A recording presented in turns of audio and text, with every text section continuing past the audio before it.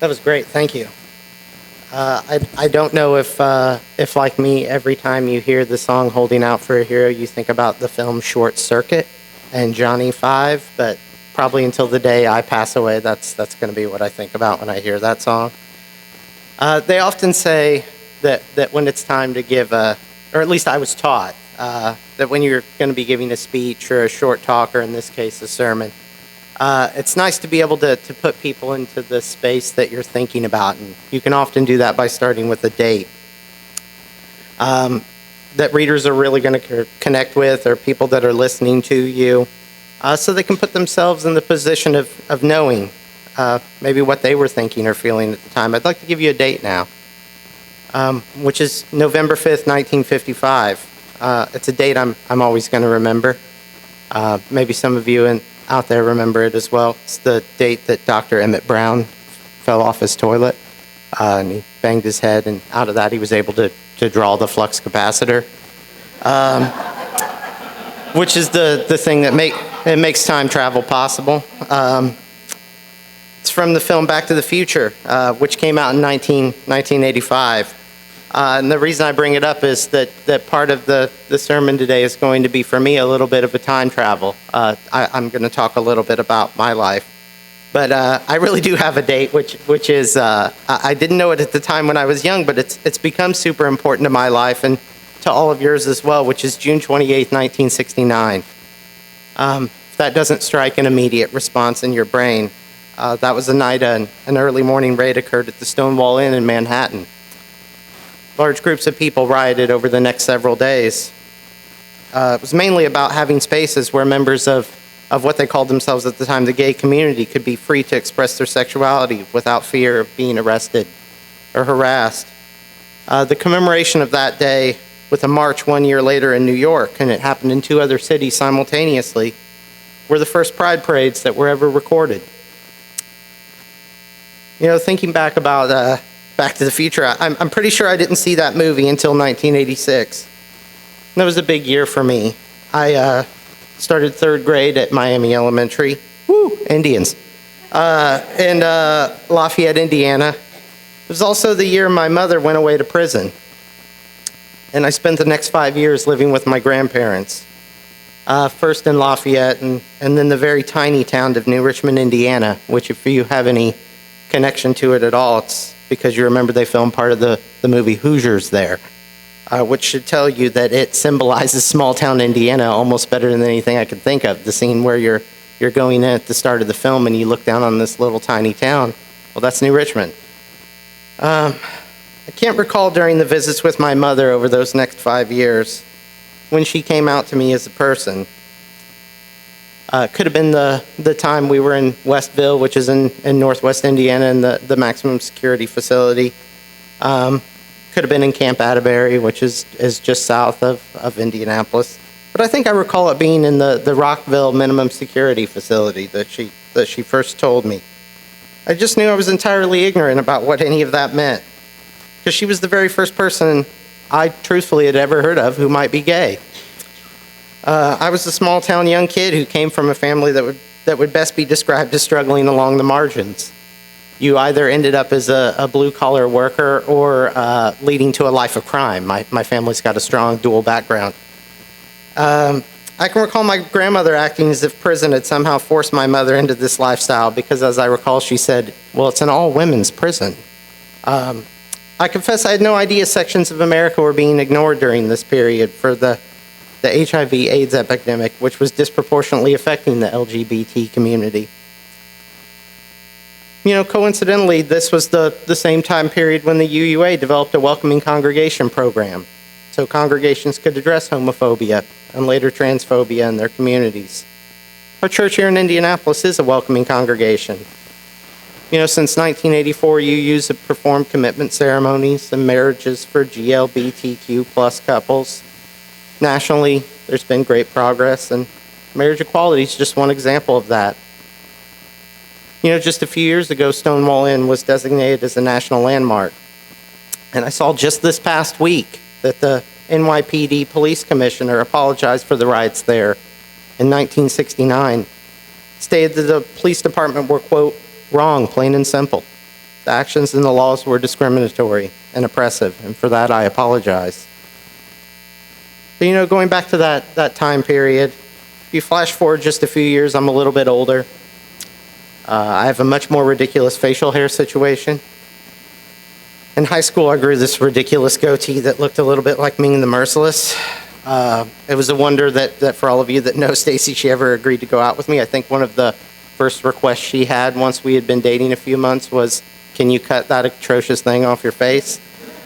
The answer was yes.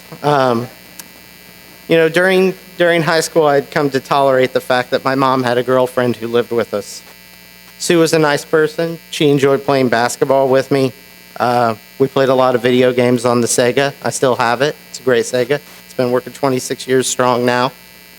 She probably also enjoyed too much recreational marijuana, but that's a story for another day.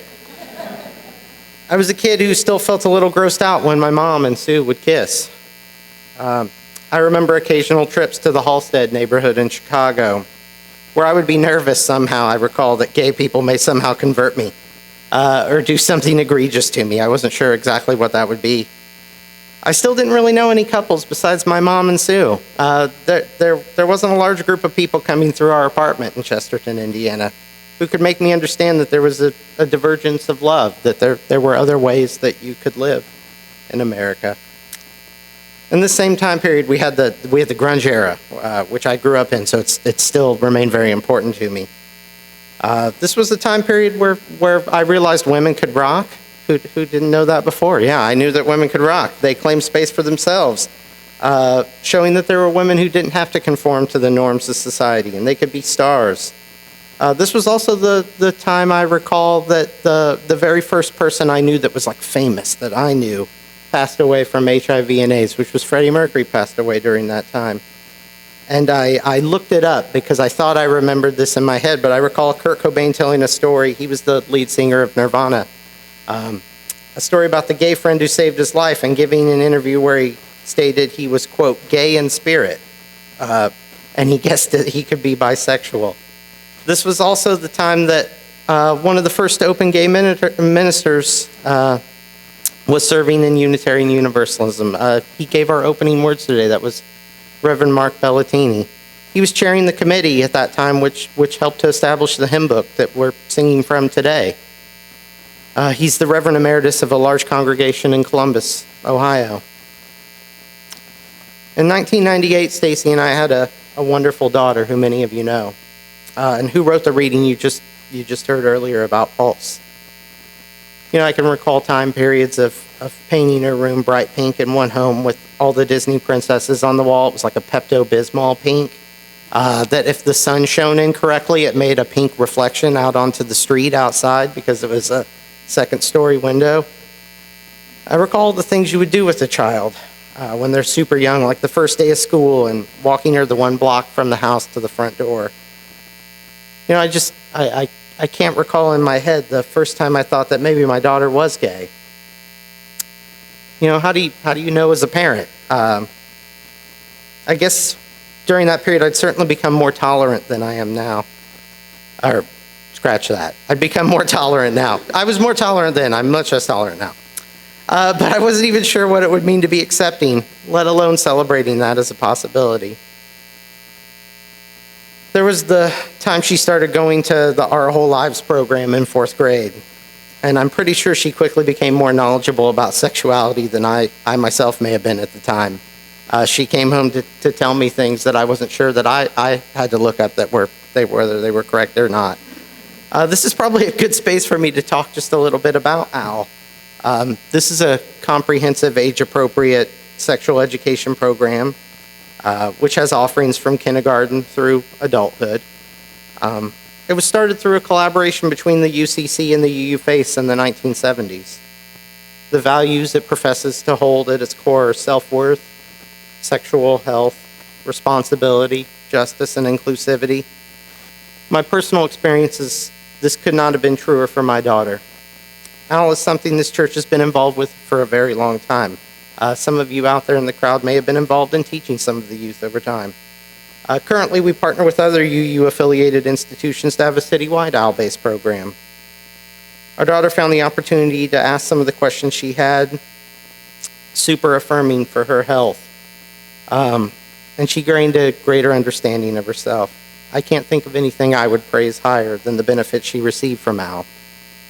Stacy and I both felt the benefits of the program were too high not to repay some of that forward to other youth.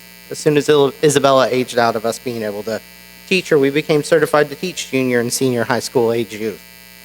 We just finished up our 5th year being associated with the program, and I feel like every year that we do it, there are a few youth who get to ask questions that lead me to believe they feel better about themselves at the end of the program.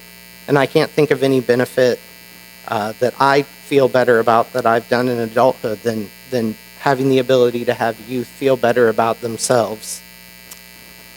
Well, I guess while I'm totally on a tangent, I want to talk about another local institution this church has been associated with for quite some time, which my daughter also began to have frequent visits to during that same time period of her 5th and 7th grade years, which is the Indiana Youth Group.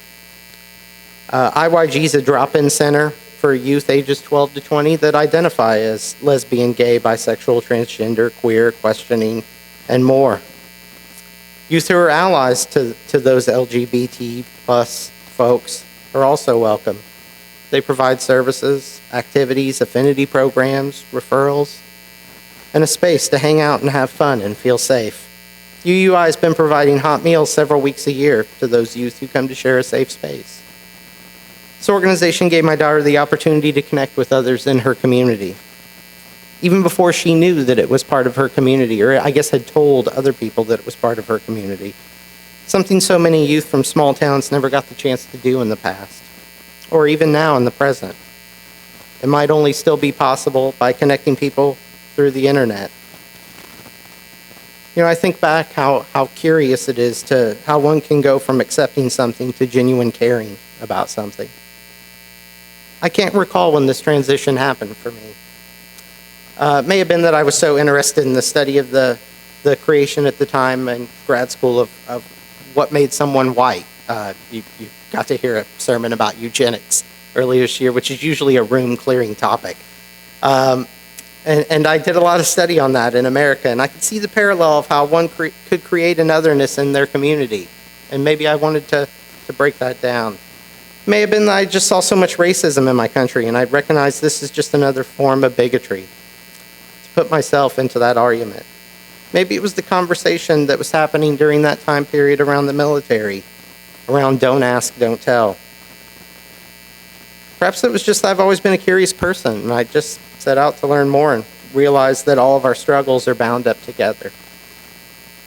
Truthfully, it was probably just that people that I cared about very deeply are affected by the small looks everywhere. They go that are disapproving. I can recall just a few weeks ago, my daughter turned 21, and my wife and I took her and her girlfriend out to get their first fancy cocktail. And as we were sitting at a table, the woman at the table next to us continued the entire time we were sitting there to stare over at the two of them and give them a scowl for no reason, at least from my perspective.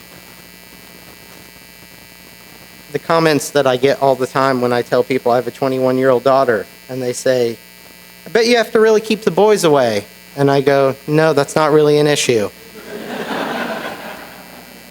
I was like, there's plenty of boys at the house. It just so happens that all of them are gay. So, and the worry I have, and I think you heard that in her own writing, that I have because my daughter is proud of who she is, that she'll one day end up a victim of someone on a walk home late at night. It was Pride yesterday, and I was the stay-at-home dad as like 8 people had parked their car at the house, and each individual one coming back, I'd go out into the sidewalk outside at night to go, are they going to come back? Will they be okay as they're getting a Lyft ride home to my house? I also know that no matter how open and accepting I may be on some of these issues, I'm a work in progress. I don't know what I don't know. I have a lot to learn. This church is also always learning and shifting. It's also a work in progress every day. One of the ways I'm sure we can continue to learn and grow is to engage in the work of renewing our welcoming program. In 2018, the UUA outlined some ways we can continue to do the work of continuously reaffirming our welcoming status. There's 5 easy steps involved. We're already nailing all of them. One is to become a welcoming congregation. Check. We've totally already done that. 2 is incorporating welcoming worship services into our ordinary calendar of worship every year. Nailed it. We're doing it. Welcoming days of observance. This reminds all of us that all of who you are is sacred. All of who you are is welcome. I like that. Welcoming congregation modules, an annual training or topic, which will be offered by the UU-LGBTQ program office, which we can register for and do the work on. And support a welcoming project to remain current.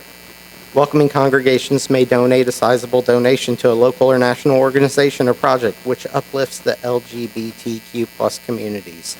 I've described some ways we're already doing some of that work.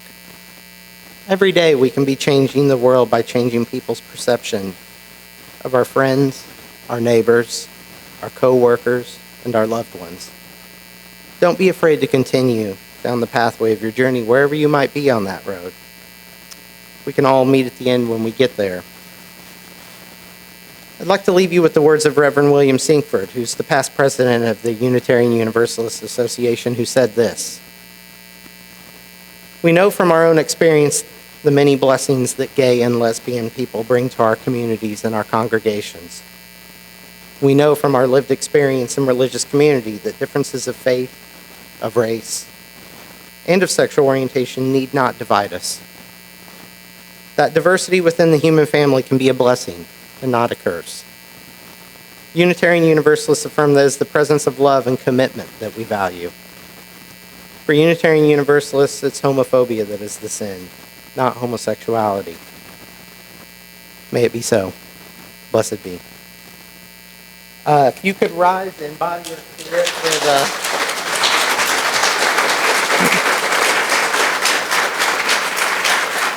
Thank you.